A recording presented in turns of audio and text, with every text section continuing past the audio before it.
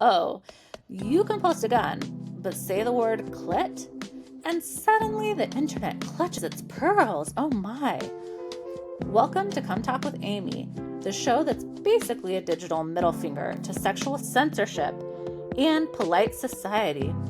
Today's episode is Banned, Blocked, But Not Broken, and I'm joined by Mandy Salley from the Woodhull Freedom Foundation, aka your friendly neighborhood badass, fighting for your right to talk about sex without getting shadow banned into oblivion. So grab your headphones, your sassiest side eye, and maybe some aloe, because we're about to burn this double standard to the ground.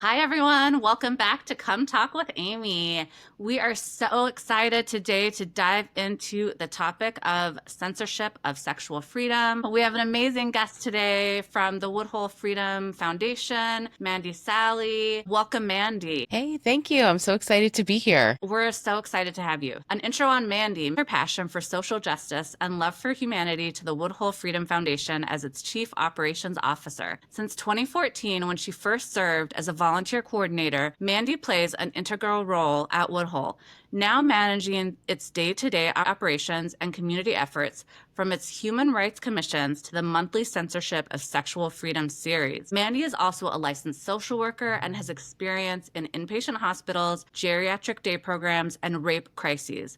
She is based in Brooklyn, New York. Welcome, Mandy. Ooh, who is that you just introduced? It's so strange to hear your bio read to you. I do all of those things. So thank you. I'm really excited to be here and be chatting about all things sexual freedom with you. Absolutely. It's so important. And I love also to dig into the policy aspect, because policy touches so much and impacts so much of our day-to-day lives that we don't necessarily even understand or know. I'm excited for you to give us the info on sexual freedom and how policy impacts sexual freedom. Tell us a little bit about Woodhull Foundation. What's the organization? What's its focus? Who does it service, and how does it impact sexual freedom and sexual health? Woodhull Freedom Foundation has been around for 22 years now. We were founded in 2003. We're a human rights organization focused on affirming the fundamental human right to sexual freedom. Throughout our, 20 plus year history, we've worked on a lot of different issues under that sexual freedom umbrella. We do that in three ways: education, research, and advocacy. So 85% of my job at Woodhull is producing content about what is sexual freedom and that intersection of sexual freedom and censorship and policy. How do all of these things relate to each other, and how does that relationship impact our lives? It's a lot of free, accessible public education, showing up on podcasts like these to talk about those issues. We also conduct research. We have conducted original research on things like what happens when sex workers are deplatformed. We also publish a series called Fact Check, where we're fact-checking myths about sexuality. We are doing advocacy. We're doing all this education. We're creating this great research. We're showing up in state houses and educating lawmakers about the decisions they're making and how that will impact our human rights and sexual freedom. I spend a lot of time writing letters, talking to politicians, talking to the general public about these issues. Very often, unfortunately, in the United States, I'm telling politicians, please don't pass this thing. Please don't put this law into practice, because it will have a negative impact on our human rights and sexual freedoms. Sometimes I am also pushing them to pass legislation that is going to increase our freedoms, increase our bodily autonomy. I wear a lot of different hats at Woodhull. Yes, it sounds like it. Work in quick and dirty description. Love it. Give it to us quick and dirty. Mandy and Woodhull Foundation give the people what they need. Advocacy work is so important. Working behind the scenes to help protect us as humans, as people who want and deserve sexual freedom. Let's get into what is sexual freedom, what is censorship. Sounds like you are talking about it all the time and we want to hear it. My favorite thing is to go to a cocktail party and I give my little spiel about our work, and people are like, what is sexual freedom? What do you mean by that? Right. My favorite party trick is actually to turn the question around to them and say, you tell me, what does sexual freedom mean to you? The beautiful thing about sexual freedom is it's different for everybody. It's not just sex. At its very core, sexual freedom is really about bodily autonomy, being able to do with my body what I want to do with it or not, being able to say no to certain things. It certainly does extend to sex and having sex and engaging in the kind of sex I want to. It's also about things like gender identity, sexual orientation, being able to express those things freely, being able to talk about sexuality. We also do a lot of work around sex worker rights and the sex trades and erotic labor. That is also a part of sexual freedom. That particular part of sexual freedom is very much still criminalized in a lot of ways. I like to refer to sexual freedom as an umbrella term for a lot of different things. And that's really beautiful because we can talk about a lot of different issues. We can talk about them under the sexual freedom umbrella. That's sexual freedom. Censorship, by definition, means to suppress or delete something as objectionable. The reason that we're talking about censorship at a sexual freedom organization is because here in the US, we are very often censored around sexual topics. It's very much the first target of censors. Here in America, a lot of our landmark rulings around censorship were actually brought by pornographers. Hugh Hefner and Playboy were constantly targeted by the government, were constantly suing and trying to affirm their free speech rights. The relationship between sexuality, sexual freedom, and censorship is inextricably linked. That's why we're always talking about them together. I think you just answered my next question. I'm going to ask it anyways. Yeah. Why has Woodhull chosen to focus on censorship around sexual freedom in particular? You basically just answered that. I did, but I can go a little bit further. Censorship in 2025 looks different from how it has looked in the past because of this little thing called the internet.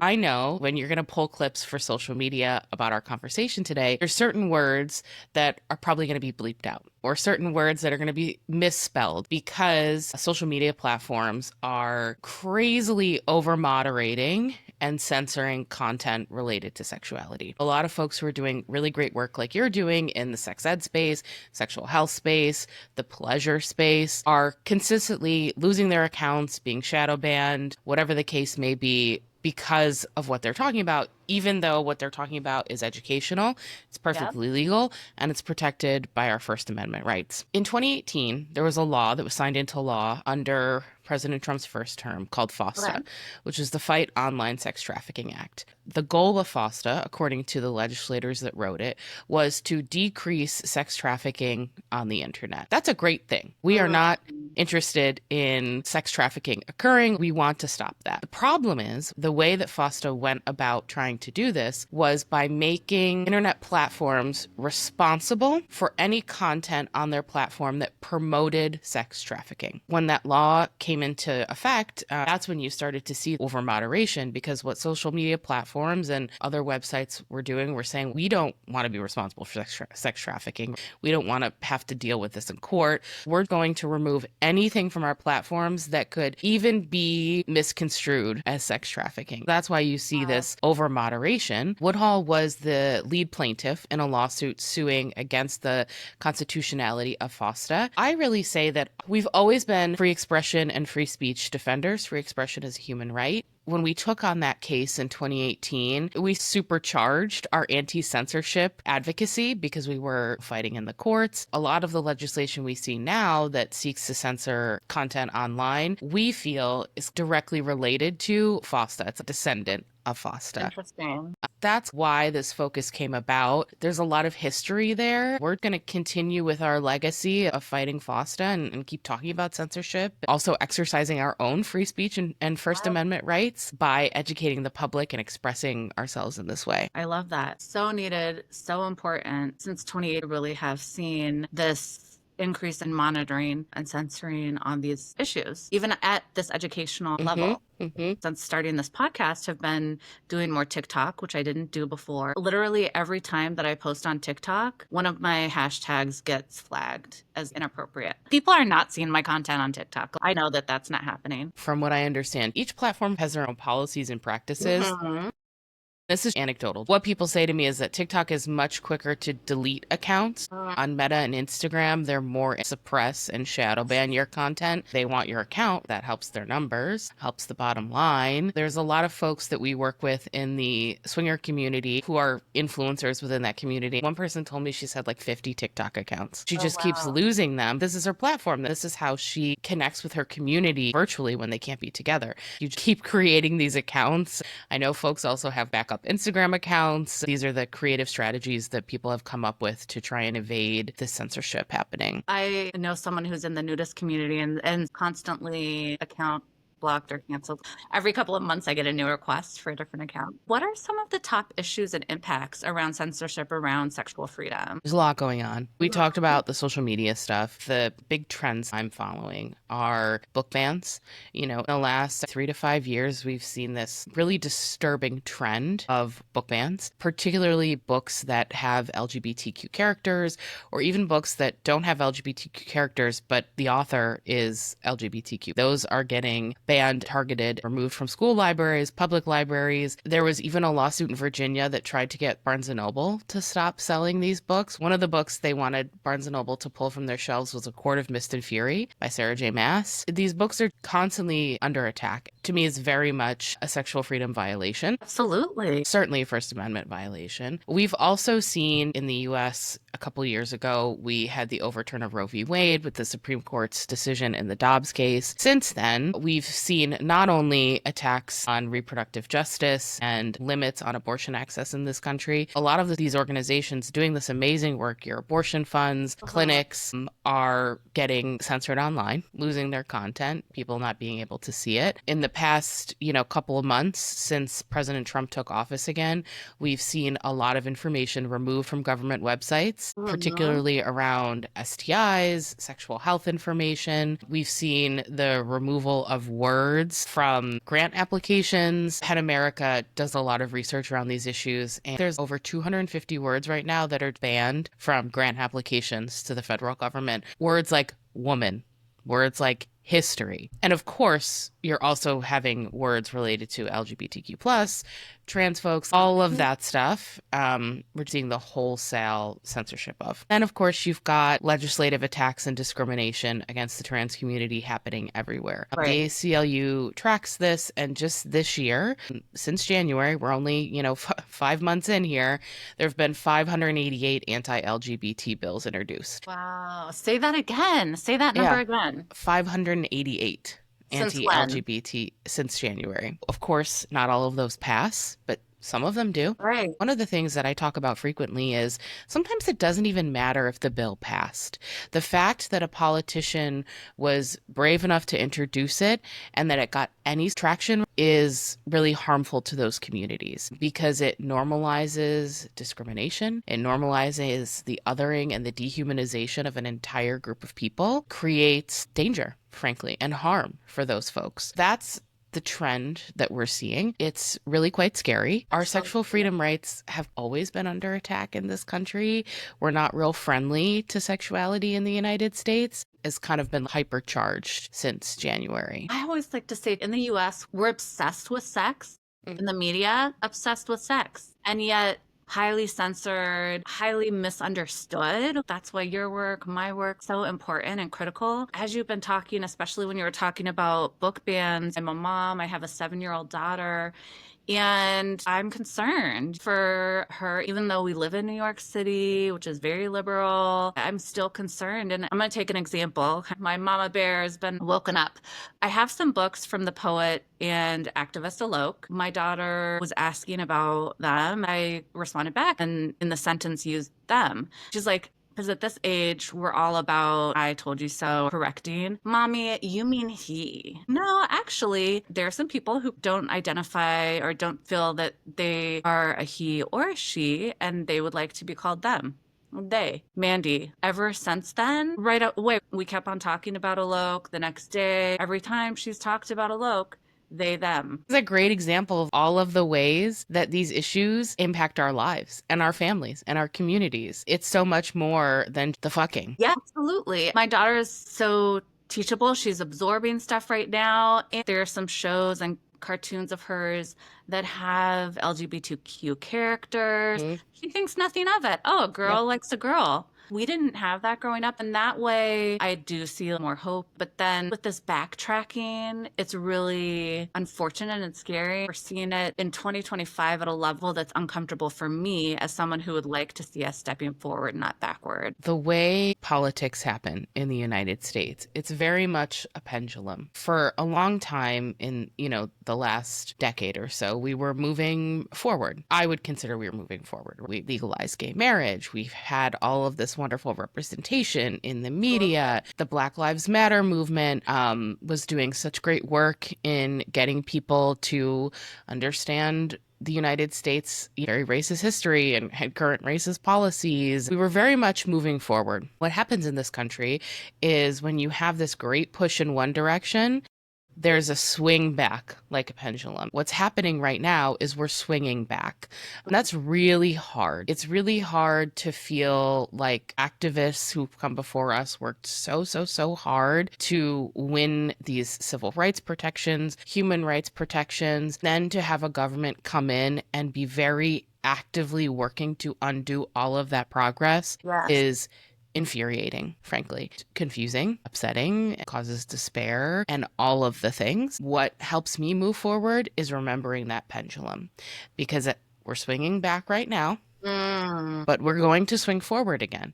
I believe every time we swing forward, we get a little bit farther. We take a few more steps in what I consider to be the right direction. Times are tough right now. There's no denying that. Life in this country is very dangerous for a lot of people in a lot of communities. And we've seen people using their free speech and free expression rights to actively push back against that. We're going to continue to do that. We're going to keep pushing that pendulum back in the right direction. Mandy, I needed that pendulum example. Thank you so much. I can see I'm getting activated in real time talking about these issues to bring it back to the work that Woodhull Foundation is doing, you and other advocacy organizations and individual activists and people who are under attack and communities that are under attack and being censored, and also bringing it back to looking at my daughter's generation, that pendulum swing, that forward motion. That was just so beautiful. I needed to hear that. I'm sure other people listening in need to hear that as well.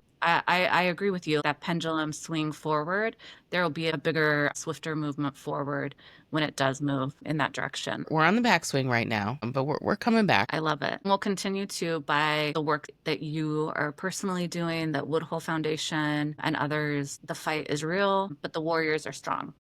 Yes, absolutely. Who is most impacted by the censorship of sexual freedom? Everybody.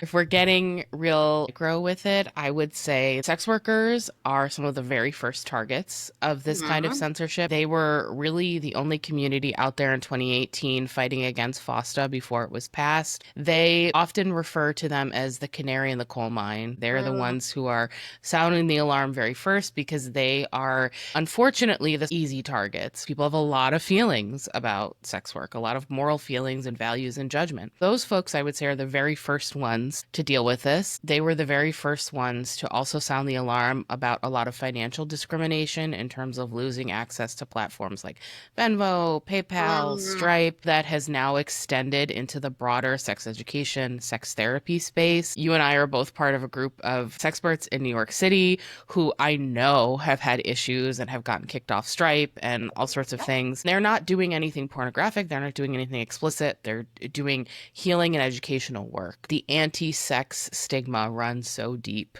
Those are the folks I would say who are first affected, but we're all affected because when those folks are silenced, their content removed, they're not able to make a living by doing the wonderful education and healing work that they do, then the rest of us who benefit from that kind of education all suffer. We were talking about book bans a few minutes ago. One of the things that is really incredibly upsetting to me about book bans is for kiddos who are queer or trans or gender nonconforming, living in a place that maybe is not as liberal as New York City, where you and I are, the way that they can access education, they can access information about other people like them and build community, oftentimes is in their school libraries. If we're removing the books with characters who look like them or who are talking about the feelings that they're having, we're really doing them such an incredible disservice. It's such a harmful practice. I'm really concerned about people living in communities where book bans are running rampant. It's not just the books. Those are followed up by educational gag orders. We're also, of course, living in a country that does not have standardized comprehensive sex education. That's been going on a long time. That's not new to this administration.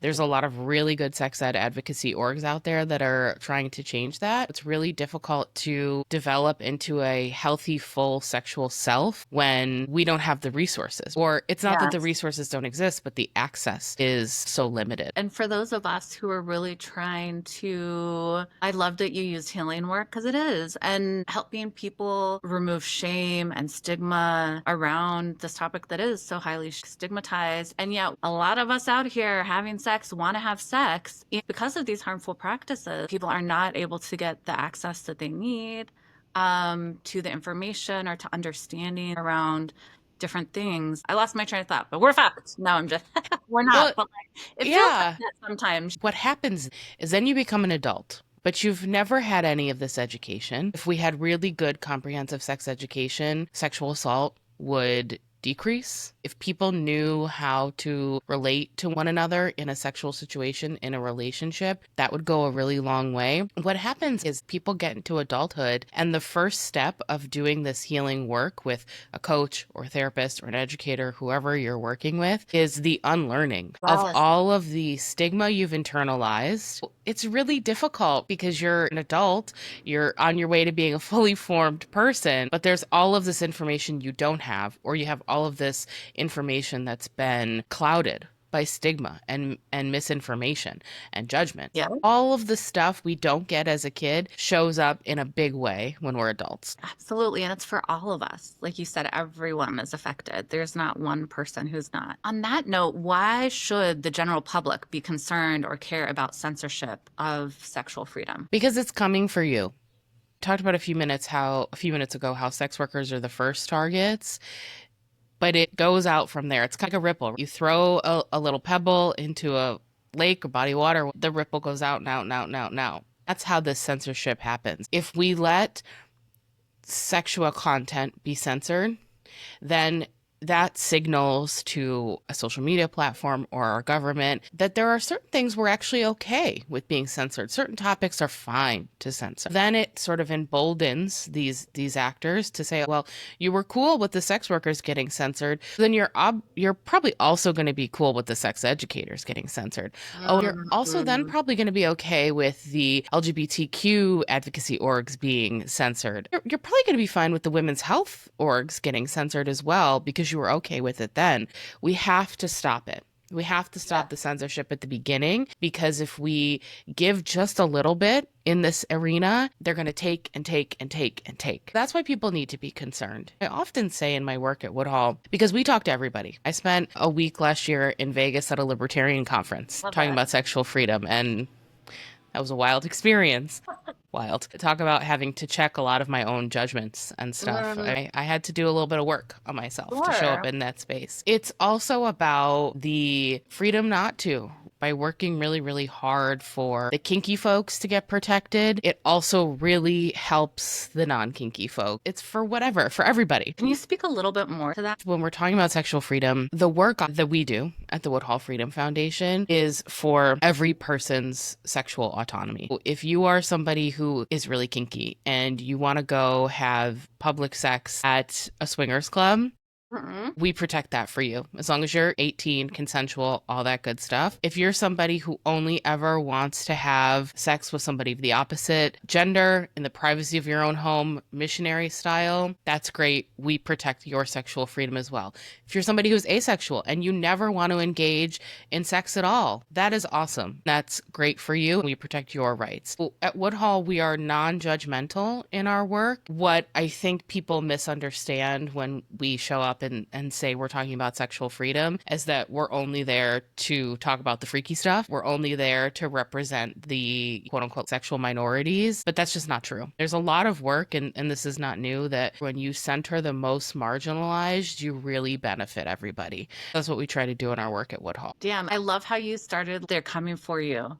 daunting, but also telling and true. You really summarized why. Why we should be concerned about that. Thank you for that. I'm so excited for people to listen in and hear your words and all of the key stuff that you're telling us. So, so important. I know that Woodhull has a censorship series. Can you tell us about that? Where can people find it? Info and topics are covered. Tell us all the things. I've been running the censorship series for Woodhull since January of 2023, well into our third year now. This censorship series was birthed at our last Sexual Freedom Summit. Woodhull used to run an in-person conference called the Sexual Freedom Summit, where we were bringing together all these people who are passionate about sexual freedom to resource share and go back to their corners of the world and continue to promote and defend human rights. We had our last Woodhull Summit in 2022. We knew we weren't going to continue to do it. The world was changing. In-person events post-COVID is a whole other world. Ricky Levy, who is our president and CEO, and I were dreaming. What can we do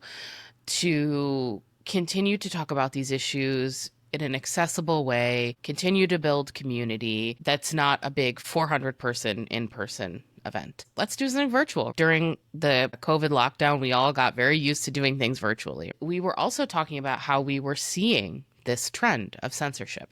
It was a post-FOSTA era. People were reporting to us shadow banning was not a popular word yet. People didn't really know what that was. We were hearing these reports. Our community was telling us, I'm not able to say sex on Instagram anymore. How do we demonstrate this relationship that you and I have been talking about since we started this podcast? Let's just do a free virtual monthly series. That's really what it was. Ricky gave me a lot of freedom saying, go put this together. It's been really fun. Not everybody would find this fun. I do, because I get to interview people who are actively fighting against censorship in a ton of different areas. In 2024, I had 30 different speakers as a part of my panel on topics that ranged from talking about porn and the censorship of porn, to talking about book bans, talking about educational gag orders. I also have had the chance to interview really prominent First Amendment attorneys who have argued in front of the Supreme Court. We talk to everybody on this series.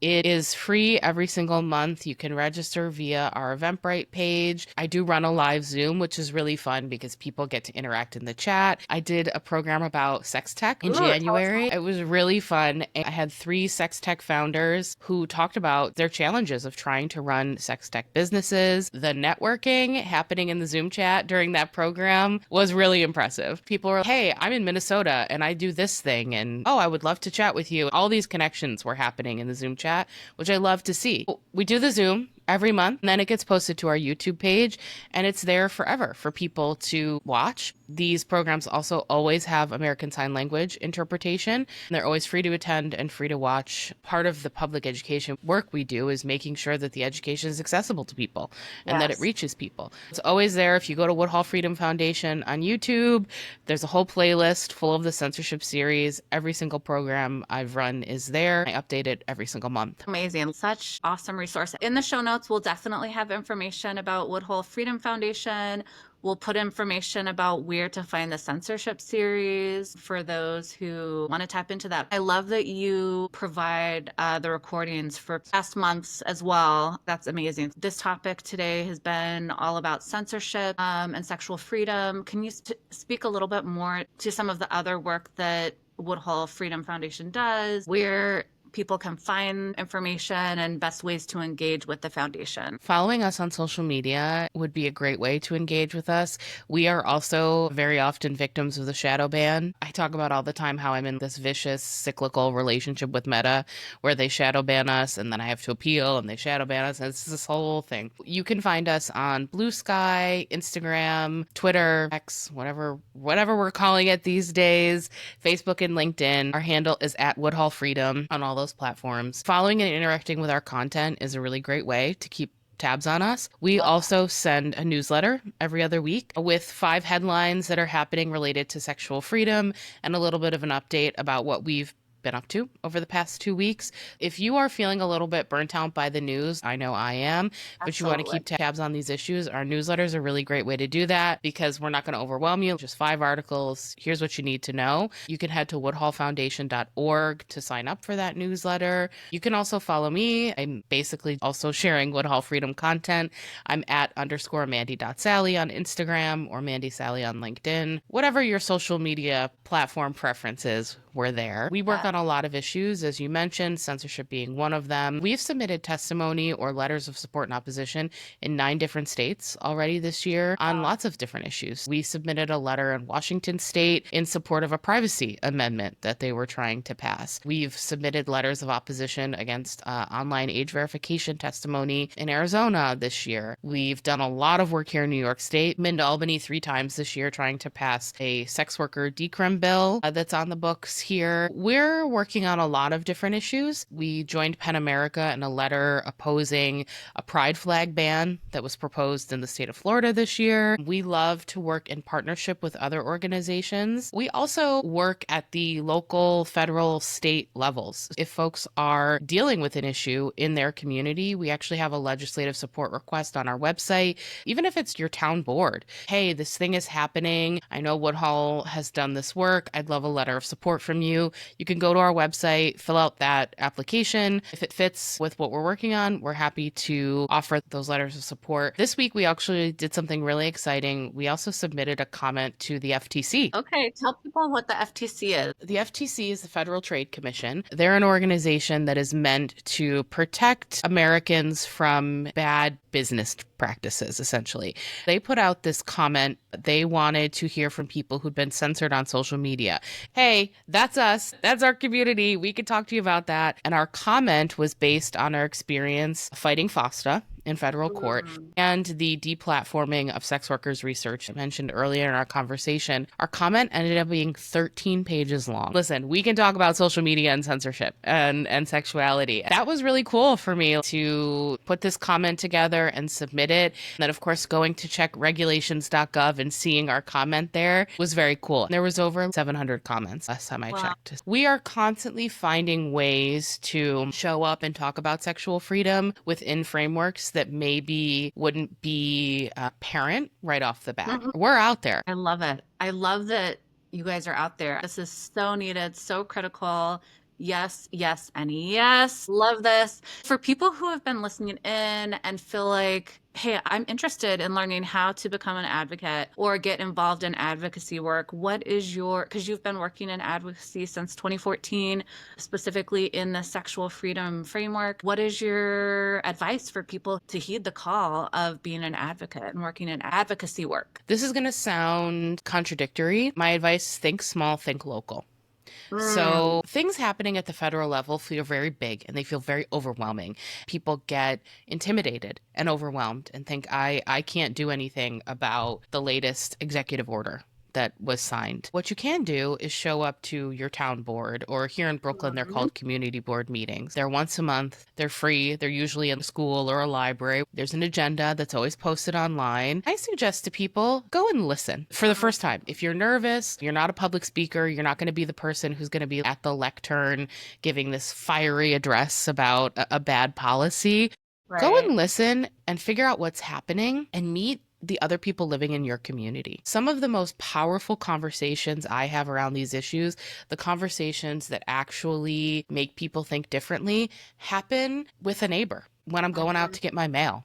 I'm in my sweatpants looking not cute. Being open to learning about the issues in your community goes a really long way. You will find at these smaller community government organizations or meetings that they're always looking for help. They're always looking for volunteers. They're always looking for people to run for a seat on the board. Anybody can do that. You don't have to have any special expertise, degree. You show up and be an involved member of your community. It goes a really, really, really long way. For people who are nervous or they don't know where to start, That would be my first suggestion. My second suggestion is if you have a particular passion within the sexual freedom movement, say you're really, really passionate about women's rights and equal pay for women, as an example. Google Women's Equal Pay Org, New York City, or wherever you live. You're going to find the organizations who are doing that work. Then say, hey, I want to volunteer. If you don't want to volunteer, if you don't want to have the time, every nonprofit needs financial support. If you're in a position where you can donate, particularly if you can donate on a regular basis,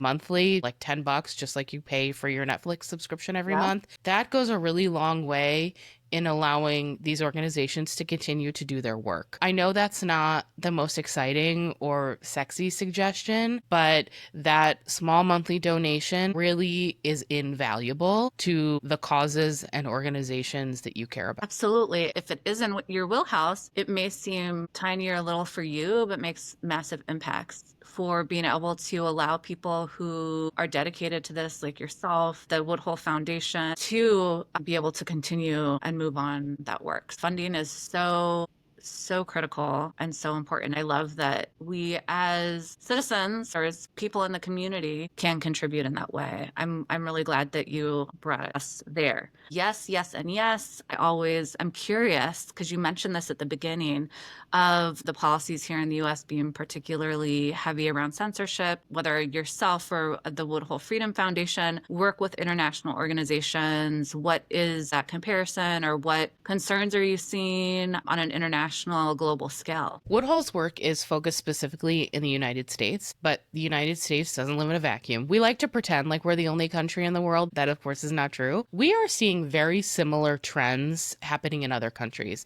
particularly in the UK. We're seeing a lot of really terrible stuff around trans rights that mirrors what's happening here in the United States. When it comes to internet censorship, there's been a trend around that in a lot of different countries for several years. We've actually connected with a sex worker rights group in Australia. We've been comparing notes about what's your process, what are your politicians talking about, here's what we're talking about here in the US. Even if we're not working directly in a place, we do a lot of collaboration. We don't know everything at Woodhull. There's just no way. Getting to learn from folks who are on the ground in other places has been really, really wonderful. The sex tech community in particular, I've found to be quite international. I've connected with a lot of folks who are all over the place. We don't specifically work outside of the United States, but we're very much seeing similar legislative trends all over the place. I love that. There's so much we can learn from our neighbors near and far. Love that. Thanks for letting me go there. Of course. Yeah, happy to talk about it. We know this is the actually ending of Masturbation May. Well, I'm very curious to hear, how do masturbation and sexual freedom go hand in hand? I'd have to say I love this question because I don't get to put on my sex educator hat very often in this work, at least not like the fun sex education that I have my background in. I love that we're going down this path. Yes. What I would say is the masturbation to me is the ultimate expression of freedom of bodily autonomy. Getting to give yourself pleasure how you want it is so radical. We're so disconnected from our physical selves and bodies. Masturbation is this beautiful, wonderful centering practice to get reconnected. For me, it's getting to do what I want to my body that makes it feel good is pretty radical and a wonderful expression of sexual freedom. Yes. Last week, I won this prize at an event that I was at. I'm showing it on the screen. Compliments of Woodhull Freedom Foundation. I got this egg that I'm so excited about. I got to experience your advocacy work and sexual freedom for myself. Yes. And you're supporting independent people who are working in the sexual health space, such as myself. So important. The other coaches and sexual health workers. Love it. I do too. Perks of my job, getting to give away sex toys. Sometimes we'll reach out to a company for donation and they'll say, we can't financially support you, we can send you product. Great. They show up with sex toys pretty much every time I give a lecture or I go to a public event or whatever the case is, because if we can't lean into the pleasure of sexual freedom, what is the point? Yeah. So every year, Dr. Jennifer Pollitt is a professor at Temple and she's on our board and she invites me to guest lecture in her classes. I always come with a big old bag of of sex toys. I start my lecture. We're going to talk about sexual freedom. We're going to talk about this, blah, blah, blah, blah, blah. This is a conversation. I want to hear from you. It's important. The first folks to raise their hand and volunteer, I've got some free goodies for. And you wouldn't believe how many hands just shoot up in the air when you're giving away sex toys. It's so fun. That's a really pleasurable part of my job. It really helps to balance out a lot of the negative stuff we're dealing with all of the time. I love that. I love that you got one of those prizes. Yes. That's so fun. Yes. Okay, so what, if any, specific censorship issues have you seen around masturbation? Pretty sure you can't say masturbation on social media. That would be the first one. One of the messages that a lot of us get growing up, particularly if you grow up in a particular religious tradition, is that masturbation is wrong and sinful, and that we shouldn't engage in that way. Our pleasure is only for our husband. In my case, that's not direct censorship. I think it certainly stigmatizes the practice in a lot of ways. I love Masturbation May for multiple reasons. I love that we've created this month where we're celebrating it, where we are actively rejecting the harmful, dangerous misconceptions about it and celebrating it. Yes. Listen, I love Masturbation May. I launched my podcast in Masturbation May. Last year, I posted my first video about this account, Come Talk with Amy, on Masturbation May, because we're here for it. Pleasure starts with yourself, just with any self-care or any exploration or understanding of life. Gotta understand and care for ourselves. Honestly, so highly stigmatized. And yet, the majority of us, I'm going to guess, our entry into pleasure was through masturbation, because our hormones have changed in those teenage years. That self-exploration is our foray into understanding how our body responds to sexual pleasure. 100%. And I interviewed Dr. Nicole Prousey, who's a really well-known sexuality researcher for the Censorship Series program in February. She talked about how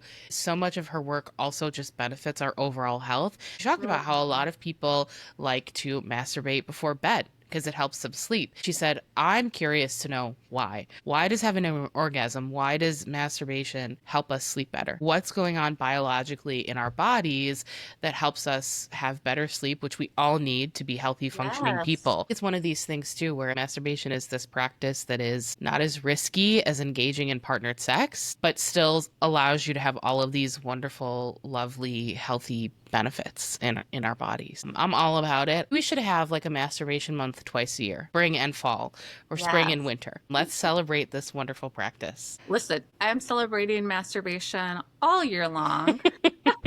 365 days of the year. Yeah. Something you said reminded me of this that I posted yesterday on my stories, that the safest sex that you can have is sex with yourself. Yep. That's so true. We're all about, for multiple reasons, masturbation is, we love it. We love it. Mm-hmm.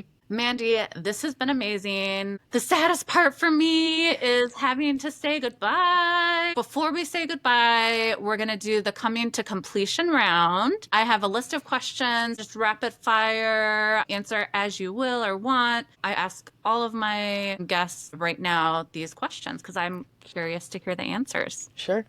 All right.